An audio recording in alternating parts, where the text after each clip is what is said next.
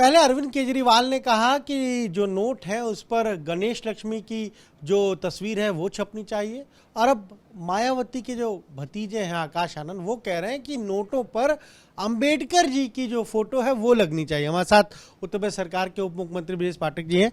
Sir, ये अब क्या एक बहस शुरू हो गई कि नोटों पर कोई कह रहा है गणेश लक्ष्मी की तस्वीर होनी चाहिए, कोई कह रहा है कि अंबेडकर जी की तस्वीर। इसकी प्रणेता आप ही हो। आप नहीं चलाओगे तो कोई बहस नहीं होगी। मुझे लगता है कि भारत के विकास के बारे में, उत्तर प्रदेश के विकास के बारे में सबको सोचना चाहिए, और आदरणीय प्रधानमंत्री नरेंद्र मोदी जी के नेतृत्व में भारत बहुत तेज़ी के साथ आगे बढ़ रहा है हर मोर्चे पर, चाहे वैज्ञानिक क्षेत्र पर लें, चाहे कृषि क्षेत्र में लें, इसके अलावा इंफ्रास्ट्रक्चर के मामलों में हर स्थिति में भारत नंबर 1 पर पहुंचने के लिए बहुत तेज़ी के साथ आगे बढ़ रहा है। उस पर चर्चा के बजाय लोगों का ध्यान बटाने के लिए इस तरह की अनर्गल प्रलाप लोग कर रहे हैं, ये उचित नहीं है। आदरणीय प्रधानमंत्री जी ने इन 75 वर्षों के जब आज़ादी का अमृत महोत्सव मनाया जा रहा था, पंडित दीनदयाल उपाध्याय जी की सोच के अनुरूप गरीब कल्याण योजनाएं जन जन तक पहुंचाई, और आज मोदी जी में भरोसा लोगों का बढ़ा है। तो आखिर केजरीवाल जो इस तरह की बात कर रहे हैं, कहा जा रहा है कि गुजरात में चुनाव है, हिंदू कार्ड खेल रहे हैं, अब मायावती के भतीजे आकाश आनंद। इनका मैं पहले ही कह चुका हूं, इन लोगों का कोई मतलब नहीं है, केवल मीडिया की सुर्खियां बनाने के लिए। आप नहीं चलाओगे तो कहना बंद कर देंगे, मीडिया में बने रहने के लिए। आप जानते हैं कहने से तो होना नहीं है, लेकिन वो उनको कह करके मीडिया का कुछ ध्यान आकर्षित करना है लोगों का, और कोई मतलब नहीं है। बीजेपी के तमाम लोग कह रहे हैं कि अरविंद केजरीवाल कालनेमी है जो रूप बदल लेता है। दरअसल उनकी छवि जोकर जैसी तो बनी गई है कि हमेशा एक ऐसे बातों को प्रस्तुत करना, ऐसे ढंग से लोगों को काम के लिए कहना जो सामाजिक दृष्टि से जिसको उचित नहीं ठहरा सकते।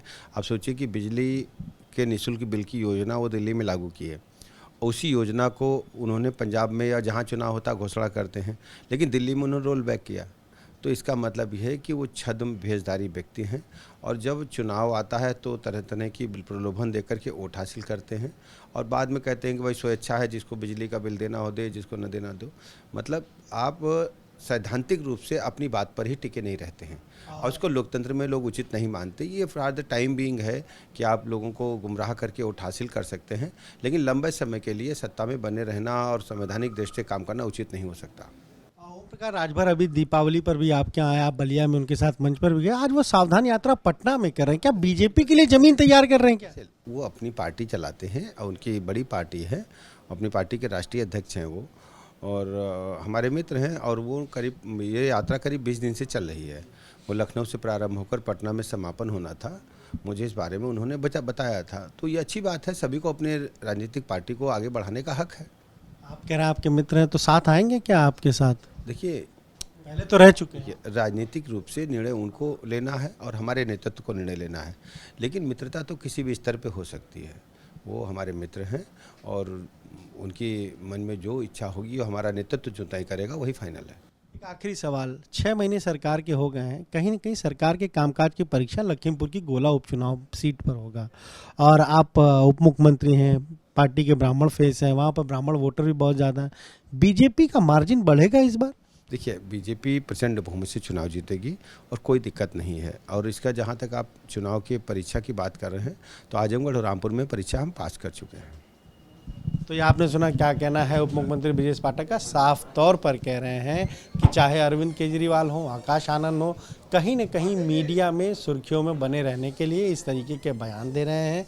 वहीं ओम प्रकाश राजभर को लेकर उनका कहना है कि वो हमारे मित्र हैं, उनके मित्र हैं, और फैसला उनको लेना है कि वो बीजेपी के साथ आएंगे या नहीं आएंगे। कैमरा से जितेंद्र के साथ अनवर शुक्ला, AP गंगा, लखनऊ।